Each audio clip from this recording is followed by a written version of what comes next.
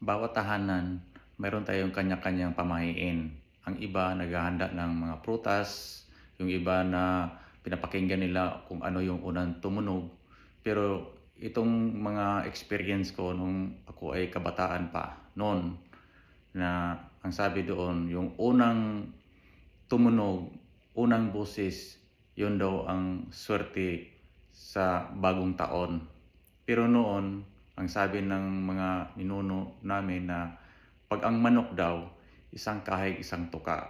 Pag ang baboy naman ay panay higa daw, matapos lang daw ang isang taon, panay higa ng higa.